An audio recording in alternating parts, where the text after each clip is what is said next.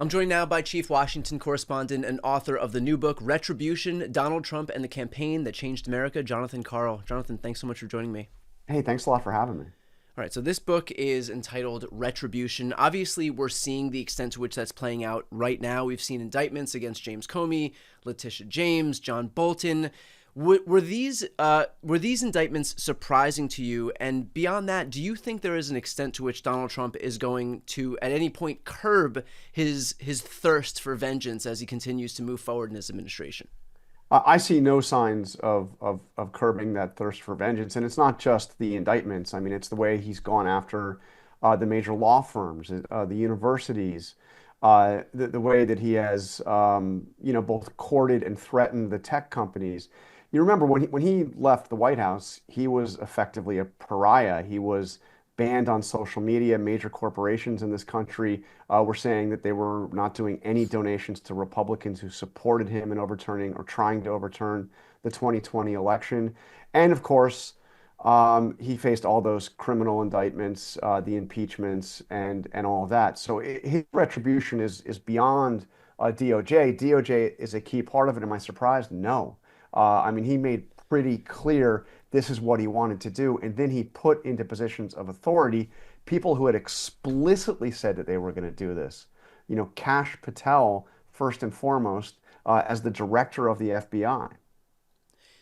You know, so much of the Republican brand was predicated on this idea that they were against the weaponization of government. And now not only are they okay with weaponization of government, but they're barreling ahead, to your exact point, having put people in power whose sole raison d'etre is basically to just seek vengeance against their political opponents. And so does there seem to be, in your conversations with folks you've spoken with, does there seem to be any bristling happening among folks on the right, among these Republican elected officials who, again, put so much of their brand into this idea that they were against it back when Democrats were in power? Certainly nothing, I mean, almost nothing publicly. Privately, yes, some, that there's some, mostly that it's not an effective political strategy, not that it's wrong or that it's, an abuse of federal power. Really, what you hear is, this is, people want us to concentrate on the economy, on crime, on the border, on the other things that Donald Trump talked on, campaigned on. I mean, the thing is, he did campaign on retribution, not just in the beginning, when he said, "I am your retribution" at that famous speech at CPAC shortly after he announced his campaign, early 2023. His first rally is at Waco, Texas, explicitly making the comparison, or I should say implicitly, but others talked about it explicitly, the comparison between what happened at Waco, Texas, with the federal showdown with the Branch Davidians, seen by the far right as a great symbol of the federal abuse of power. I mean, this is core to what he campaigned on, and you certainly don't see anybody pushing back in any significant way in his administration. One thing that did happen was when the Comey indictment came down, before it came down, when it was in the process of coming down, the leadership of the Justice Department did gently push back and say this is not a fully baked case. We shouldn't go forward, at least not at this time. That was Pam Bondi. It was Todd Blanche, number one and two at DOJ. But Trump barreled ahead. I mean, it was because of Trump that that you now have Lindsay Halligan, the top prosecutor in one of the most important U.S. attorney's offices in the country, and leading not just the indictment of Comey, but the indictment of Tish James, and the suggestion that there are a whole list of others that it could be indicted soon as well. Well, isn't this kind of a leopards eating faces party type situation? Because the irony of all of this is that the reason that there won't be any pushback, or any vocal pushback at least, is because those very people who are enabling this retribution tour right now know that if they do speak out, that they'll be on the receiving end of it. Yeah, I mean, because it's you raise a very important point, which is that the retribution, which right now we see, aimed at Tish James, also Comey. Comey, let's not forget, is a Republican, or always was a Republican, served Right. Republican administrations, also worked in Democratic administrations, but he is a lifelong, or was a lifelong Republican, but very high on the list of enemies for Donald Trump, and explicitly placed out by, Kash Patel famously in his book, are Republicans. I mean, one person that Steve Bannon has suggested recently should also be indicted is Bill Barr. Donald Trump's former, That crunchy attorney liberal Bill general. Barr. Yeah, I mean, first of all, there's nobody that Democrats hated more than Bill Barr, for God's sake, Yeah. and then he But did, I mean, he committed the cardinal sin of saying that Donald Trump's stolen election claims during the 2020 election were bullshit. he did the cardinal sin of telling the truth about the 2020 election and doing so without any hedging whatsoever. And that's why they want to actually, indict him. You had spoken about a number of officials in the book who were instrumental in kind of playing a key role amid the infighting as Trump built out his administration from Mar-a-Lago. Can you talk about the role that Steve Bannon, Kevin McCarthy, and Pete Hegseth played? Yeah, I mean, I tried to really get the behind the scenes version of what was actually going on after Trump re-won the White House and began the transition, mostly headquartered out of Mar-a-Lago, which, by the way, is not a very big place. It's a private club. It's not there's no office space to speak of at Mar-a-Lago. Trump has an office. That's kind of it. I mean, if there was office space, he probably wouldn't have put boxes of classified documents next to the toilet. Exactly. And there is a big Trump transition office, or there was, which was with the old campaign headquarters a couple of miles away in West Palm Beach. But Trump wasn't going to go there, and everybody knew that the only way to really make inroads in the transition to get a job, in a significant job in the White House, was going to be to go to Mar-a-Lago and get FaceTime with Donald Trump. So I went and described this scene, which was, there was first of all, I should say there was a perception, and there was some analysis early on, not very good analysis, I don't think, that Trump's second transition was so much more smoothly run than his first. That Susie Wiles had really, imposed some discipline. They were getting their announcements out much earlier. There was a real process in place. I mean, no. There was maybe less public drama, and Susie Wiles does a great job of limiting that. But it was the Wild West at Mar-a-Lago of Trump kind of making up his mind on the fly to make picks. I mean, you didn't mention Gates. Matt Gates was decided basically, without even anybody, being in the loop on this. Yeah. Trump just that was a Steve Bannon thing. Steve Bannon had no role in the transition, but he was a monumental influence in that transition. I mean, a big reason why Kash Patel is the FBI director, that Gates was chosen, obviously it failed, he ultimately withdrew, was because of Bannon. Scott Bessent was a major Steve Bannon guy, came on the scene through Bannon's War Room podcast. And Bannon, actually I write about, I spent some time in Mar-a-Lago during this time, obviously, and trying to think not just for the daily reporting, but I knew I wanted to actually try to describe the scene that was going on. I describe what some people down there called the alternative or the real transition, which was a group of real MAGA, hardcore Trump acolytes who operated off of a yacht just about a little ways away, the Intercoastal Waterway. The yacht was owned by a retired coal magnate. His name is John Rich. I actually visited this yacht, talked to people there. They would have meetings there. They would have after parties after dinner at Mar-a-Lago. And it was this little core of people pushing for various folks in the administration that was making the case for some of the most hardcore MAGA right nominee that Trump ultimately chose.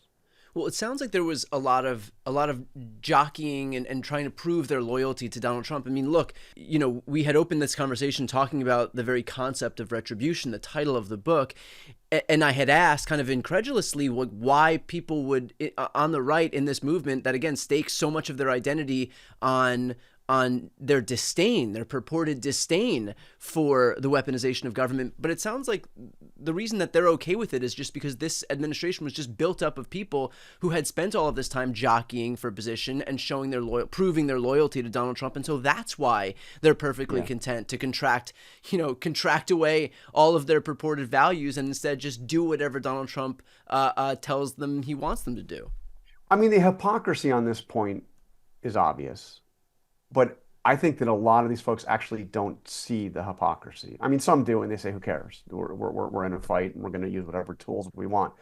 But in the mindset, it is rooting out and punishing those who weaponize the government. So you're weaponizing the government to neutralize the people that weaponized the government. I mean, Right. it's you kind of get it. You have to get into the mindset. And this is what, this was the case that was made by some of Trump's most loyal supporters, the few people that really stuck with him after in the immediate aftermath of him leaving the White House.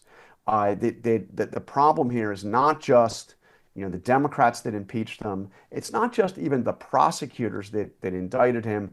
It's the Republicans who didn't sufficiently defend him and who made this all possible. Right. This is a message to other Republicans that Yeah. he will accept total loyalty and nothing else. To that point, is there any sense that these people truly believe that the government was weaponized against Trump, or that what they're doing right now is actually being done in good faith? I mean, like these people have to be smart enough to understand that the objective reality that Trump didn't win the election, and there's a big part of me that also believes that Trump himself is smart enough to understand. Are they? Is this kayfabe? Are they all? Is this just a bit they're all playing so that they can kowtow to Trump, or did you get any sense, in your interactions with these people, that they're true believers, that they really believe the 2020 election was stolen, and that they have to take these extraordinary steps in order to neutralize those Democrats and Republicans who had been there looking to weaponize the government against Donald Trump, who was completely innocent? Don't underestimate the power of the reality distorting apparatus that has been built up over the last several years.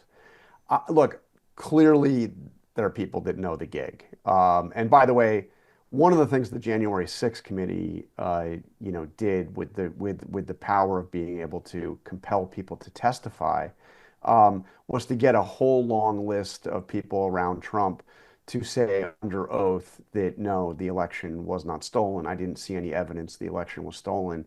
Um, that includes people that were there with him at the White House. That includes the people that were running his campaign. And they finally, gig is up. I'm under oath. No, I saw no evidence that the election was stolen. By the way, all of those people are gone. They are not back. Yeah. Those people are done. And so now that you have to kind of go along with it. So there certainly are people that are kind of cynically or, just saying, I'm doing what I have to do. But let's go one rung beyond that. I mean, you go out and you talk to Republican voters, people that really love Donald Trump, who don't have a job at stake, and you find people who truly believe that the election was stolen. The repeating of the lie over and over and over again has really sunk in. And you have people say, "You really think that Joe Biden could have beaten Donald Trump? You really believe that? There's no way." It's in the head. I'm not saying that they, buy into some of the kookier conspiracy theories about dead Venezuelans rigging voting machines, but they think that the election was rigged in some way. They buy into, Trump's repeated, allegations about paper ballots or whatever. I mean, so I think that there are a lot of people in this country, and yes, some in the senior positions at the White House and the Justice Department, who do actually believe this stuff. I'm Do you not saying, think? I mean, there are clearly many that don't, but I think that the lie has taken hold, and it might, frankly, at this point, cannot read Donald Trump's mind. I have strong evidence that after the election, he knew he had lost in 2020. But I think that in his own head, he's now fully come to believe it. That Believe that was he going to be won. yeah. Believe that he won. That was going to be my next question. You had mentioned Steve Bannon and his outsized influence in building up this administration. Steve Bannon came out a few days ago and suggested for the umpteenth time Yeah. already that Donald Trump is going to be president in 2028, that they're going to find some maneuver to get him in. Trump has since kind of, flirted with it and then walked back. I mean, whatever Trump says about this issue, like all other issues, is just kind of the product of whatever the last person he spoke to, or some fleeting, errant synapse that fires in his brain, and that's just his decision for the day, and it can change tomorrow or the next day. Do you believe that Steve Bannon is telling the truth? Do you have any concern that Donald Trump is going to, move forward and seek a third term in some untoward way or some constitutionally subversive way? I don't think that Trump actually intends to do that. Could the situation kind of spiral and enough people tell him, "Oh my God, the people want you, the people need you. You got to do it again." I mean, I think that's possible, but I think that Trump's intention, right? As a matter of fact, I know because I've talked to people who are close to Trump, who are actually, friends with Donald Trump, who say that he has said privately, no, I'm done. I'm playing golf. I'm not staying. I'm not sticking around. But I mean, Bannon's out there beating the drums on that. I think, by the way, that one of the reasons why Steve Bannon is saying that is not necessarily that he actually wants Trump to run for a third term, but he does not want JD Vance to get a head start at all. He's got, and a lot of this is public. He does not get along with JD Vance.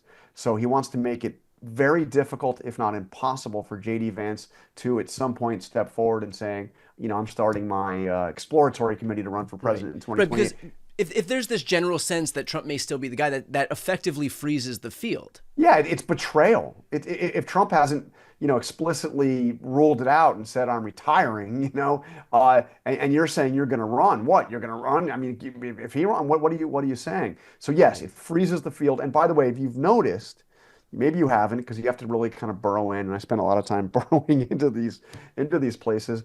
But the other thing that Bannon has been doing lately is he's been increasingly critical of Marco Rubio, somebody who he had come to accept as a fellow populist, despite his history as a neoconservative and his advocacy of immigration amnesty and all those things that he did earlier in his Senate career. But Bannon now has become increasingly critical of Marco Rubio over what is happening in Venezuela. Bannon, as a America first, meaning essentially an isolationist foreign policy, is horrified to see a military buildup around Venezuela. It doesn't fit with what he believes an America first foreign policy is. And he blames not Donald Trump for that, because Bannon never blames Donald Trump for anything. He blames Marco Rubio, because Rubio is the biggest advocate for what's happening. At least that's the case Bannon is making. John, while you were writing this book, Retribution, what was the most striking part of it to write? Well, it was a couple of things. One was certainly that whole scene around the transition, and I found out, as you'll see, there is some pretty wild reporting about what was going on and the jockeying to put together the Trump cabinet. But the other thing is the actual Trump-Biden relationship, because I spent a great deal of time dissecting and reporting on the half dozen or so times that Donald Trump and Joe Biden actually interacted in privately. The first one privately after the shooting in Butler. The first time was that day, a phone conversation. I talked to people that overheard the conversation, so I have a very good sense of what happened in that phone call. I have a very good detailed description of their interactions when Trump came to the White House after the election. You remember he met for 2.5 hours with Trump without any cameras present in the Oval Office, and also their interactions on 3 occasions on January 20th, the day of the inauguration. And, Trump is as warm and friendly, like treating Biden like he's an old friend and he admires him. And if it weren't for politics, we'd be good friends. Very gracious towards Jill Biden. And by the way, Joe Biden's also equally gracious back to Donald Trump, completely at odds with what we were seeing play out and what we're seeing play out now in front of the cameras. So that was quite interesting. Also the interaction of Nancy Pelosi and Barack Obama, as they were trying to find a way to deal with the fact that they and so many other Democrats believed that Biden just had to get out of the race. Yeah. How they could nudge him out without doing it in a publicly frontal way, how they really wanted to avoid a coronation for Kamala Harris, and those interactions absolutely fascinating. Well, I highly recommend the book, Retribution, Donald Trump and the Campaign That Changed America. I'm going to put that link right here on the screen and also in the post description of this video. Jonathan Karl, thanks so much for taking the time. Hey, I really appreciate you having me on, and we'll see you in person soon, I hope.